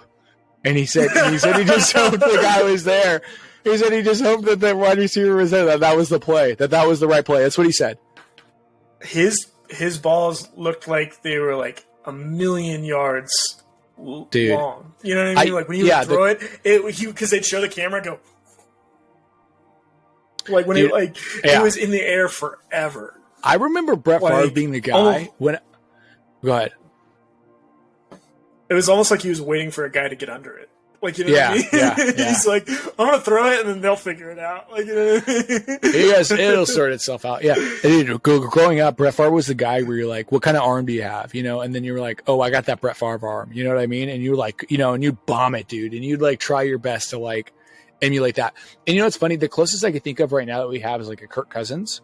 Because Kirk Cousins, I've seen him do that. Like Kirk Cousins will throw balls up in the air to like Justin Jefferson. And I'm like, I don't know why he threw that. Like, I don't know. What was he thinking?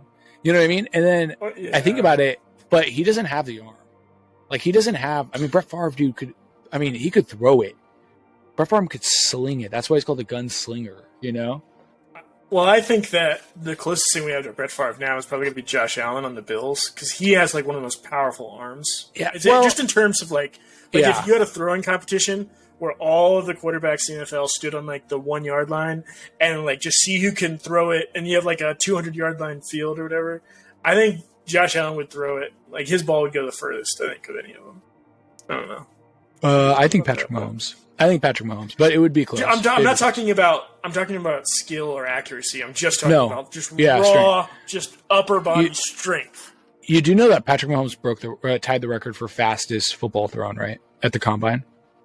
Like, so like he definitely with strength. No, I'm saying if you can throw it the fastest, you might be able to throw it the longest as well. Do you know what I'm saying? Because I'm saying speed will play a certain factor into that. You know what I mean? Yeah. So I know I'm saying no. Him and Josh Allen though are really close. I think Josh Allen, Justin Herbert is up there too. Well, I think Josh Allen and Patrick Mahomes. But no, the reason why I want to say Josh Allen is because everybody plays a different kind of football now, and it's really smart and intelligent. But it's like management football. You know what I mean? We're gonna drain the clock out. We're gonna make a couple really great plays, and we're gonna score a field goal to win the game. Right? Like I'm saying, Brett Favre. Yeah, Brett Favre won the game. Brett Favre was in field goal range, and he still threw a pick. Like he's like this guy. This guy still doesn't. He didn't get it. He didn't just throw a pick. He took a crossbody, look over the shoulder, slant route right into the hands of the enemy. Like the announcer even said, "That's the cardinal sin." You don't do that. You don't throw a slant route over the shoulder, like when you know you don't have a guy there. Like, you know what I mean? Like, you don't do that because he was trying to fake out. And then the guy's like, this isn't Detroit, man. This is the Super Bowl. Like, you can't. That's what he said because, like, the Super Bowl is at stake. Like, the winner of this game goes to the Super Bowl. Like, it's so insane. Like, dude, that was Paul Allen. I love Paul Allen. Yeah. Oh my gosh. Dude, Brett Favre. I can't think of a man in football that's had as much sadness in his life than Paul Allen. Except for maybe whoever was the Falcons. Is the Detroit's announcer. Or maybe a Falcons announcer. I feel like hold up, dude. I was going to say, do you think Paul Allen would rather have that or the Atlanta announcer? I mean, I'm sorry, dude, but that has to be that one day. Dude, have you heard Matt Ryan talk about that? They say, how often do you hear 28-3? And he says once a day at least. At least. He is gonna be playing that in his head till the day he dies. There's no way he doesn't. Like that game is gonna be on repeat, on a loop. Honestly, I thought about this. I think he's probably coming to terms with it. I'm sure for the first year afterwards, though, it probably messed up his game. You know what I mean? I'm saying, but I'm like, at this point, he's already out of football, I think, now. Like, I think he retired. Well, did you hear the story of the 1971 Dolphins and with Downkirk? Real quick, I do want to say this about Matt Ryan. I do want to say, also, it's not his fault. Like, the defense did allow Tom Brady to score. Like, it's not just him. You know what I mean? You can't blame that all on him, but he will take most of the blame from the press, obviously. Oh, absolutely. So, from the fans. Yeah. So the story of the 1971 Dolphins, they went to the Super Bowl and lost. And Don Shula was their head coach, and who's still has the record for all-time wins. And what he did was, when they came to training camp in 72, at the beginning of the season, he had them sit down and watch the game. Wow. He had them sit down for 3.5 hours. And be like, hey, we're going to watch the game that you lost a few months ago. Like, we're going to watch the Super Bowl that you lost. That's crazy. And then he's like, I want you to remember this feeling. He said, never again. And they went on a tear and had the most historic season ever. The undefeated, perfect season. And then they won the Super Bowl again in 73. So they went back-to-back Super Bowl champs after that. So it's like, wow. I wonder how often that ever happens. Like, back-to-back? I would definitely do that if I was a coach. Yeah, because they won in 72 and 73. You mean like how often the back-to-back happens, or how often they show the losing Super Bowl? How often they show the team the losing Super Bowl. Because another thing that happened with the when did the Patriots beat the Eagles in the Super Bowl? Like, it was in the first three. It was in the first three that they won. It was like 04. So around that time, Bill Belichick, the mayor of Philadelphia, posted the parade route for the Eagles if they won before the Super Bowl. And so he's like, hey guys, just so you know, this is Philadelphia's parade route for whenever they win. And he showed them where it was. He's like, all right, and then you take a turn on Western Boulevard. Like, you know what I mean? He showed them how he was explaining it to them like as if they were going to go. Like, you know what I mean? Because that gave him enough extra steam to be like, oh, well, now we gotta when people said that about, did you hear about what would happen if the Bills and the Chiefs were going to be in the AFC Championship game this year? They were going to have a neutral site. Neutral site, yeah. Yeah, and so they had sold already 50,000 tickets to that, like preemptively, before they even knew if the Bills were going to make it. And so it all hinged on, because the Chiefs already made it. They already made it to the next round, but the Bills had to beat the Bengals. And so Joe Burrow and the Bengals had all this steam in their head, like, oh my gosh, like, we have to beat them now, because then right after he won, he beat the Bills. He said, I guess all those people are gonna have to get their tickets refunded. Yeah, That's what he said. Like, dude, you can't do stuff like that. Like, you can't give the other team what they call billboard material. Yeah, I do feel like but they do that already. Like, they sell tickets for the Super Bowl before it happens. You know what I mean? Like, but the Super Bowl is not hinging. It's not hinging on a certain team winning. No, Super Bowl's gonna happen regardless of who goes. Same with Philadelphia. Like, the Philadelphia parade, that hinges on Philadelphia winning, not any team winning. thing. That's true. Just but they do that for every sport, by the way. Like they always sell tickets in advance in case that does occur. Because, like for instance, they'll sell you like in baseball, they'll sell you Game 6, Game 7, right? Tickets, even though that hinges upon the fact that it would have to have a Game 6 and Game 7. Do you know what I'm saying? Like they do that because of the fact that they don't want to have like oh man, what are we gonna do? You know what I mean? Like the tickets are a lot easier to sell early than it is to sell like late. You know what I mean? I'm pretty sure they would wait to at least put them on sale until like the minute after like the Chiefs would win. Well, like, you know what I mean? Would win that opponent. You know what I mean? It's like, so well, like, let's say the Chiefs win in the wild card round. I don't think they sell tickets to like the divisional round before they've even won the wild card round. No, they do. They, I have this is like, yeah, dude. I have a guy who works for, or a friend. I had an old friend who worked for the Chiefs as a person, like a sales, which is so funny, as a salesperson. And he said once they got Patrick Mahomes, his job's been so easy, to sell tickets. But, yeah, dude. He says they sell it easy. Yeah. I mean, traditionally they sell most of their tickets right after they win, obviously. But they do sell tickets beforehand. But yeah, what I was going to say though is that, I think it's funny though, because you're right. But I do want to say though about the Bengals, dude, they were smoking cigars after they beat the Bills. Like, what? Like, why are you guys smoking cigars after you won a divisional game? Like the Chiefs, when they won the divisional game, they're like, all right, on to the next. And the Bengals were like passing out cigars, and they're all like, what do they win?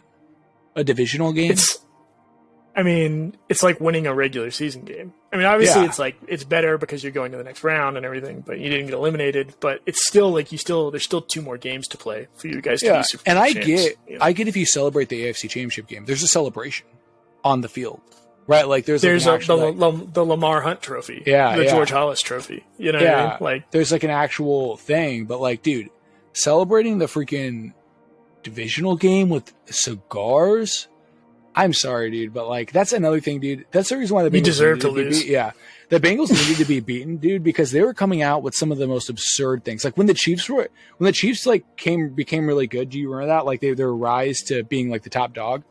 They never did the craziest stuff. Like, dude, the mayor of Cincinnati made an official thing where he asked them to tell. Oh, sorry, my thing went off. Where he like sent in, he has like, I demand a paternity test to see if Joe Burrow is Patrick Mahomes' father, dude. And I remember thinking like, the mayor of Cincinnati is talking so much trash on the Chiefs, and I'm like, are you joking? Like, are you is he's trying to say that Joe Burrow looks a lot older than Pat Mahomes or something? No, he's saying that because Joe Burrow owns Patrick Mahomes because he beat him 3 times, and at that time Patrick Mahomes had never won against him. And I'm like, dude, what are you doing? This is a football game. We have not. What has Kansas City done that ever made you guys dislike Kansas City that much? You know what I mean? Well, Cincinnati, they really, really, really want that gold. They really want that Lombardi. I don't think anyone wants it almost as much as they do, except for maybe the Bills fans. Dude, I'm telling you what, though, dude, come on, dude, but you got to handle yourself better than that. The Chiefs never behaved like that. They weren't like, hey, I think Patrick Mahomes is Tom Brady's father. You know what I mean? Like what? Like the mayor, and then they were called it Burrowhead instead of Arrowhead. Do you remember that? That was ridiculous. Like, you got to handle. Dude, that is hilarious. No, it's funny, but I'm saying it's like, dude, I'm saying you got to handle yourself more humbly than that. You know what I mean?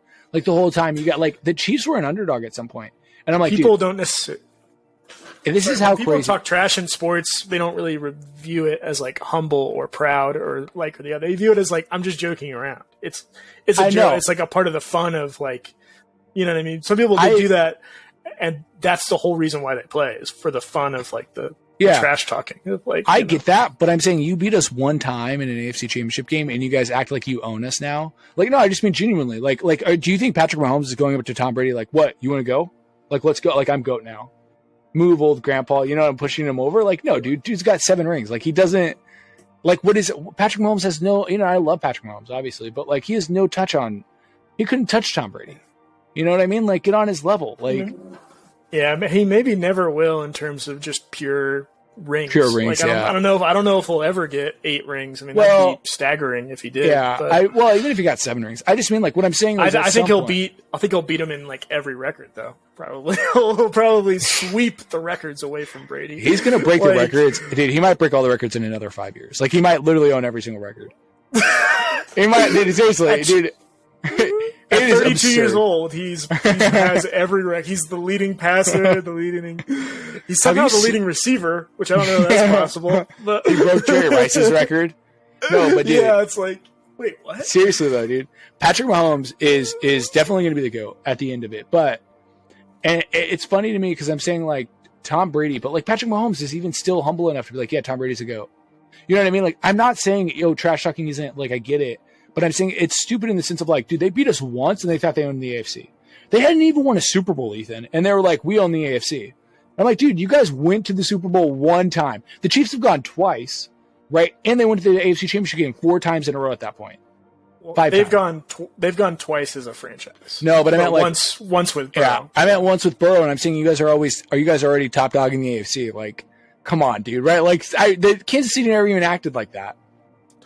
And when the Bengals went to the Super Bowl, that's when I realized that Chris Collinsworth I didn't even know he played for the Bengals or was an NFL player at all. Like I didn't realize. So was he with them the first time they went to the Super Bowl and lost? I don't know. But dude, have I shown you that video of Chris Collinsworth where he talks about the women that like him?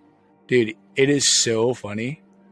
I almost want to like Google it right now and use it as the video of the week, dude. It is so funny, dude. Next episode, we're definitely gonna use that. I'll keep that in mind. The Chris Collinsworth video, dude. Okay. It is literally just so funny. Like I can't even believe somebody put it out there.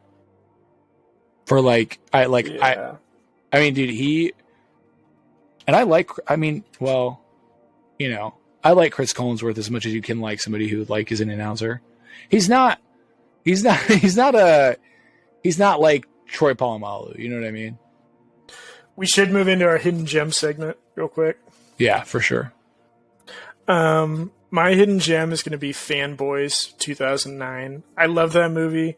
It's a movie about people that are Star Wars fans. It's set in like 1998. Yeah. It was like supposed to be right before The Phantom Menace comes out. And it's just they're trying to drive across the country to go to Skywalker Ranch to see like the rough cut of Star Wars Episode 1, which I can imagine was like a huge deal. I don't know if it was as huge a deal as Star Wars Episode 7, because I know that was a really big deal when it came out. But I love the idea, the frenzy of that, and them like camping outside of the theater, and there was a lot of fun jokes made and a lot of Star Trek versus Star Wars jokes made, which is hilarious. And Seth Rogen had a couple fun appearances in that. So yeah, it was a fun movie. What year did that come out? 2009. Yeah, I remember. So it was after the trilogy had already come out. But Dan Fogler is hilarious. There's this one scene where he lives in like a separate, those garages that are like separate from the house.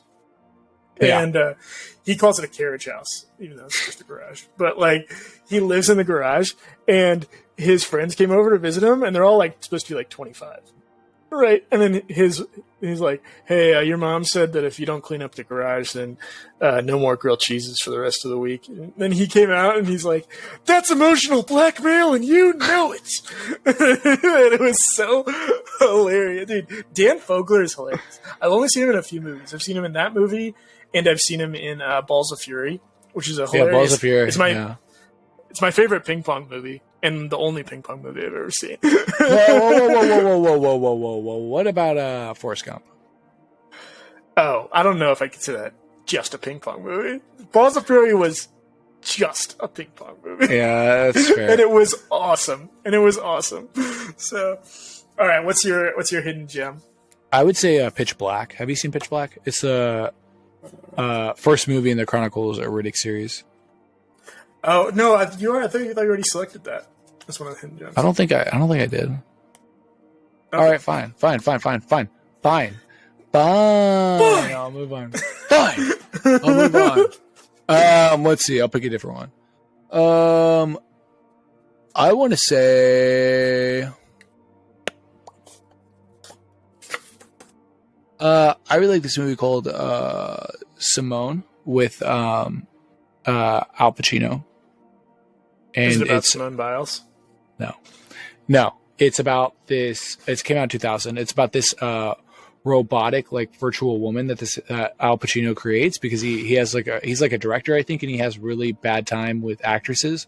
Like Winona Ryder plays the actress that he has really bad time with, and she's like, "I told you I only like red and brown M&Ms," and he's like, "Okay, like I need to get out of this because I hate being a director, but I want to be a director because I love it, but I don't like dealing with all the stars." So he creates like a virtual woman, and everybody like falls in love with her. You know what I mean? And it's really funny. It's like really satirical. Like at one moment, there's this scene where like somebody's like following him, and they're like, and you think, oh no, like they're gonna figure out that she's like a virtual woman, like she's not real. And then the guy ends up like discovering like the big secret, and all he does is like, we want more Simone. Like he really just wanted more Simone. He didn't even care that she was like virtual. And so like it's like this really funny like take on how like people really just love this image of a movie star rather than the actual movie star, if that makes sense. Yeah, I can see that. Like, well, there's definitely a lot of like people not looking at celebrities like they're real people. Like, you know what I mean? Yeah, like yeah. Jennifer Garner could have like a zit on her face for like a scene of a movie, and they'd be like, "Oh man, what's that pig doing on the screen?" You know what I mean? Where it's like in reality, you know what I mean? She's still gorgeous, and like if you saw her in real life, you'd still like. Oh, dude, she's absolutely yeah. Well, she's well, even on the screen, you know, like it kind of reminds me of that scene in Disaster Artist, where it's like, "What are these on your body? These pimples? What is that?" Ugh. Do you remember that? And I really like, dude, you're Tommy Wiseau. Like you're crawling on top of this woman for. You're a bridge troll. You're a creature from a Tolkien novel. You know, it looks like you crawled out of the deep. All right, you shouldn't be criticizing what this woman looks like. Especially if you're going to try to penetrate her from inside her belly button, you know? Like, Jesus, dude. Yeah. To clarify, Tommy, if this clip ever comes up, I do want to work with you. But that scene in the movie was hilarious. He's the kind of celebrity that's crazy enough to actually do a podcast that has like one view a week. He's crazy enough to actually do something like that. Dude. No problem. Dude, we should try to get him on the show. Yeah, the Wiseau cast. That'd be fun. No. I mean, like, no, I'm saying like just him. Just Tommy Wiseau with us.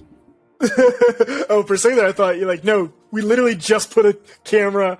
We're not there. We're not talking. It's just an hour and a half of us videotaping Tommy Wiseau. No, but like, could you imagine? Dude, that'd be pretty funny. We should try to maybe like do like a phone call with him during an episode. Hey, Tommy. Hey, how's it going, buddy? Oh, hi, Mark. Hey, hi, Mike. How's it going? I did not hit her. I did not. Don't touch me. Oh,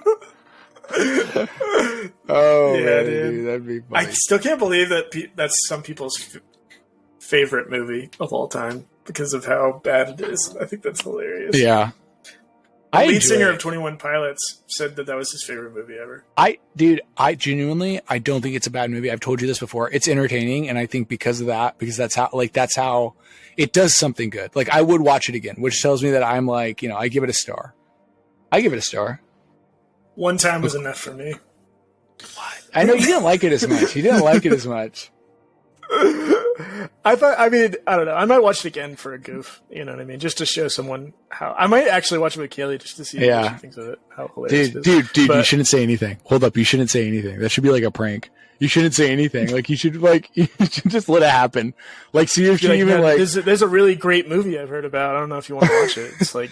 It's what top no, 100 you should for me. No, this is you should say this is one of my favorite childhood movies. I watched this as a child. You know, like me and my dad. Like when I was 16, my dad said this was like the greatest movie ever made. He loved it. He showed it to me.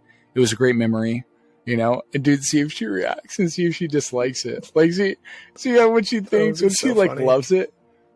She's like, I thought the scene where they have sex on the stairs was a little odd. What?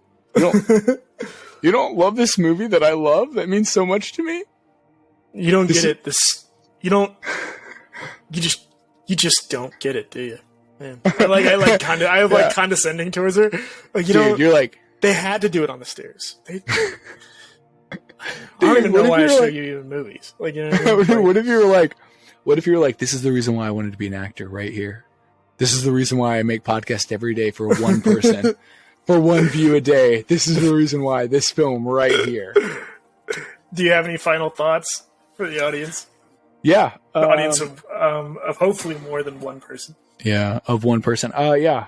My final thought is, I don't know, see these movies. I'd really like you guys. I'd like somebody to email us. Just anybody. I don't just say hey. Besides just say Reddit. Hey. Yeah. Actually, dude, I took Reddit out. But yeah, besides Reddit, Downkirk. Yeah.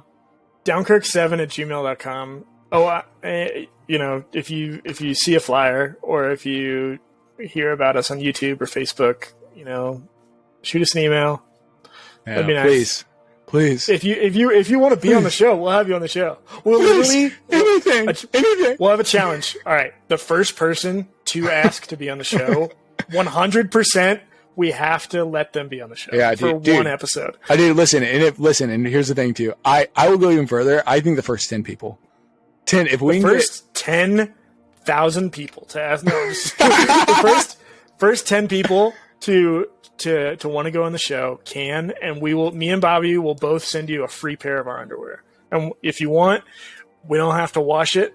I can have it be like after a sweaty, a rough day. I can send those to you, or it can be a clean set if you just like the idea. Yeah, of it, you know what I mean? The underwear idea is all you will get those whether you like it or not. Ethan's sending out the underwear. Unfortunately, I don't wear underwear. I go commando now, so. Okay. Things got too real, dude. You're smiling, your face dropped. No, I'm just messing around. But all right. But yeah, no, for real though. I just somebody email us, please. Check us out. Like and subscribe. You could be subscriber number 13. That would be awesome. So that'd be cool, dude. But if not, just hang around for however long you want to. Real quick, I do have one. So I do. Well, before we go, I want to say one more final thought. This thing, dude, I've hit it like 4 or 5 times, and I just like. Do you ever? It's like a fly. You just want to smack, Put it further away. Peripherals. Mine's further away from me. Should I? A little bit further. Should I put it? Should I whisper to you? All right, dude. But Talk to you all. later. All right, see you, man. Peace. Signing off.